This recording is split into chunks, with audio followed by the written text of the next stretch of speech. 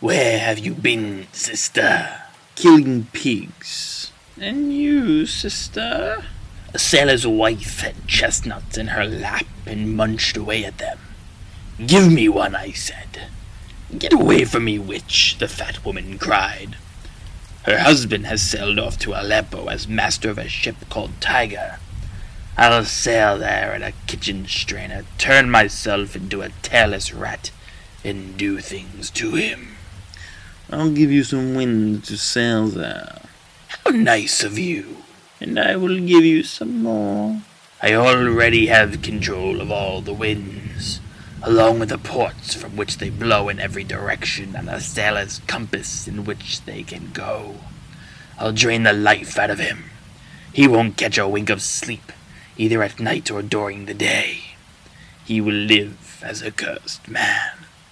For 81 weeks he will waste away in agony. Although I can't make his ship disappear, I can still make his journey miserable. Look what I have here. Show me. Here I have the thumb of a pilot who was drowned while trying to return home. A drum, Macbeth has come. We insist, man, swift travelers over the sea, man. Dance around and around like so. 3 times yours, 3 times to mine, and 3 times again to add up to 9. Enough, the charm is ready. I have never seen a day that was so good and bad at the same time. How far is it supposed to be to Forest? What are these creatures? They're so withered looking and crazily dressed. They don't look like they belong on this planet, but I see them standing here on Earth. Are you alive? Can you answer questions? You seem to understand me because each of you has put a gruesome finger to her skinny lips. You look like women, but your beards keep me from believing that you really are what you are. Speak if you can. What kind of creatures are you? All hail, Macbeth. Hail to you, Thane of Glamis. All hail, Macbeth. Hail to you, Thane of Cawdor. All hail, Macbeth, the future king. My dear Macbeth, why do you look so startled and afraid of these nice things they're saying? Tell me honestly, are you illusions, or are you really what you seem to be? You've greeted my noble friend with honors and talk of a future so glorious that you've made him speechless. But you don't say anything of me. If you can see the future and say how things will turn out, tell me. I don't want your favors and I'm not afraid of your hatred. Hail. You are lesser than Macbeth, but also greater. You are not as happy as Macbeth, yet much happier. Your descendants will be king, even though you will not be one. So all hail Macbeth and Banquo. Banquo and Macbeth, all hail. Wait. You only told me part of what I want to know. Stay and tell me more. I already know that I'm the Thane of Glamis, because I inherited the position from my father Sinel when he died. But how can you call me the Thane of Cawdor? The Thane of Cawdor is alive and he's rich and powerful man. And for me to be king is completely impossible, just as it's impossible for me to be Thane of Galdor. Tell me where you learn these strange things, and why you stop us at this desolate place with this prophetic greeting. Speak, I command you. The earth has bubbles, just like water, and these creatures must have come from a bubble in the earth. Where did they disappear to? Into thin air. Their bodies melted like breath in the wind. I wish they had stayed. Were these things we're talking about really here? Or are we both on drugs? Your children will be kings. You will be the king. And Thane of Cawdor too. Isn't that what they said? That's exactly what they said. Who's this? The king was happy to hear of your success, Macbeth. Whenever he hears the story of your exploits in the fight against the rebels, he becomes so amazed it makes him speechless.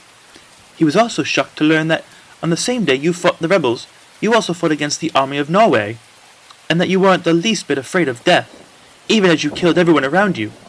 Messenger after messenger delivered news of your bravery to the king, with praise to how you defended this country. The king sent us to give you thanks, to bring you to him. Your real reward won't come from us. And to give you a taste of what's in store for you. He told me to call you the Thane of Cawdor. So hail, Thane of Cawdor. That title belongs to you now.